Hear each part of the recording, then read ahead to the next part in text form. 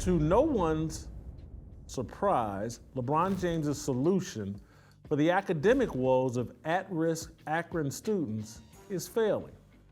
5 years into the well-financed I Promise school, according to news reports, not a single 8th grader can pass Ohio's math test, and just 8% of the entire student body can read at an appropriate level.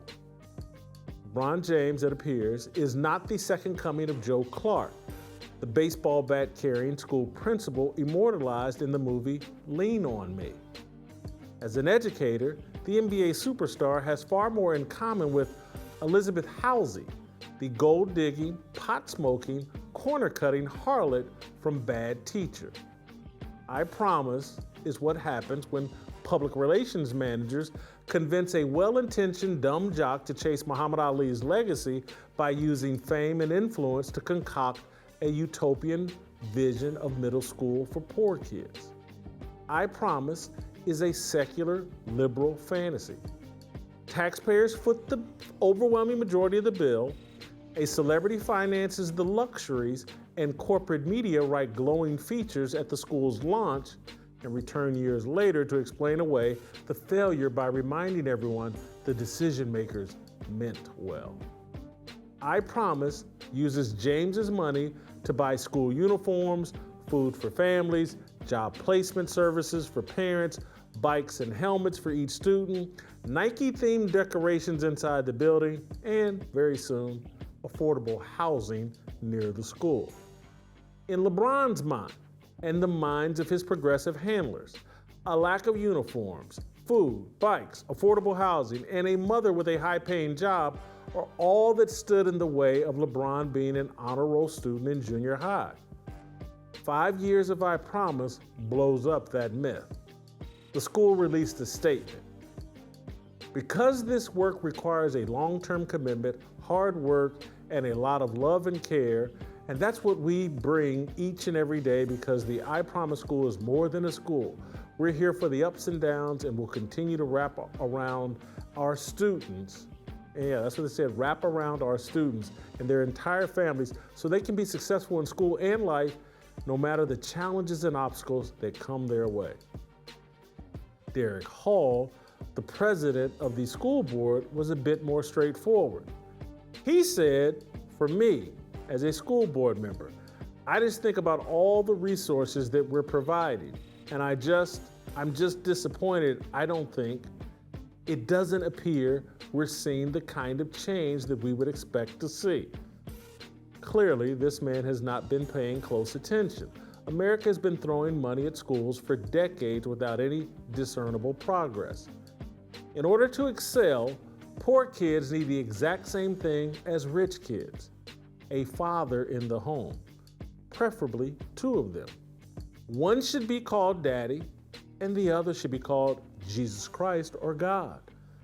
Kids need dads more than free lunch, bicycles, school uniforms, Nike shoes, and affordable housing. No serious person denies this. LeBron doesn't deny it.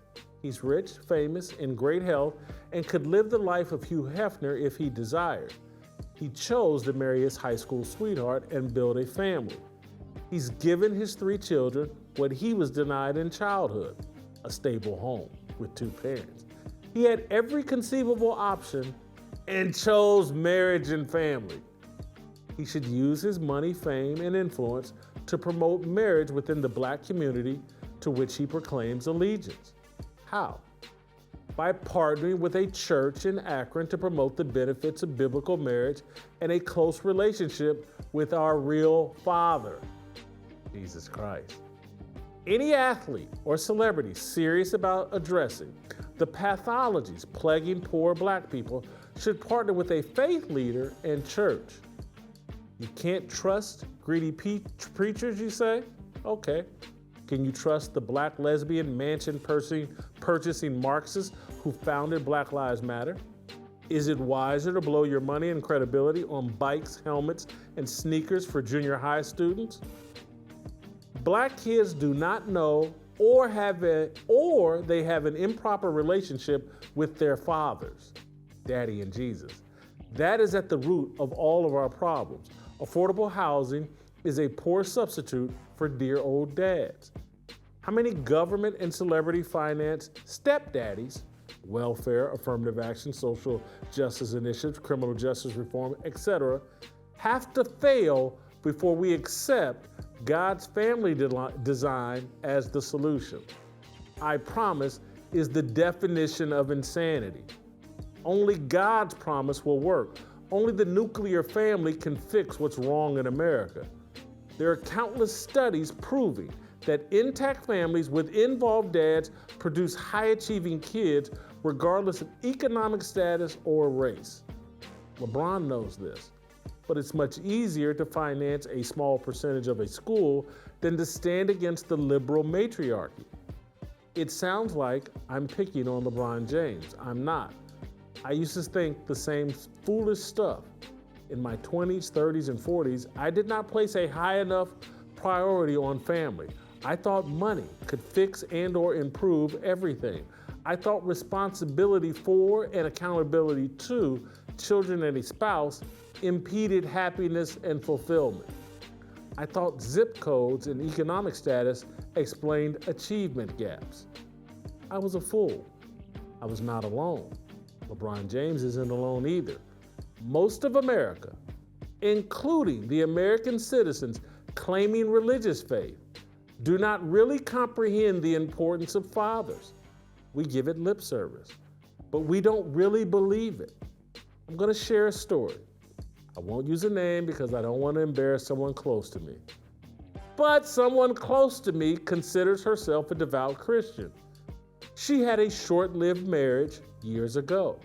She tells everyone she made a mistake by marrying a man who had a poor relationship with his mother. She used to say all the time, you can measure the quality of a man by how he treats his mom.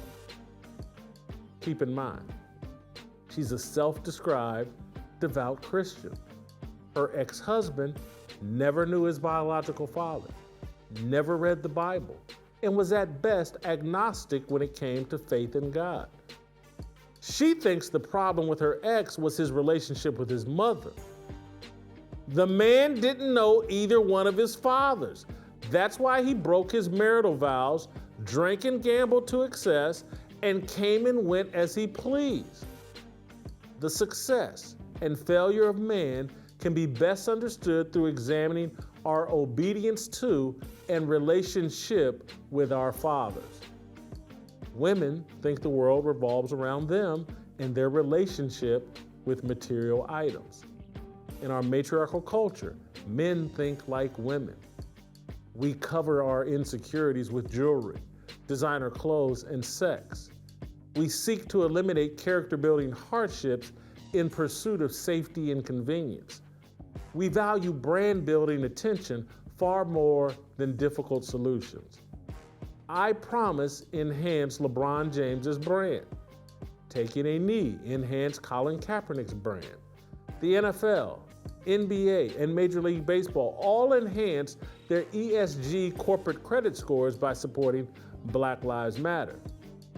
Explaining that women need a husband and children need a father obedient to God will get you labeled a misogynist.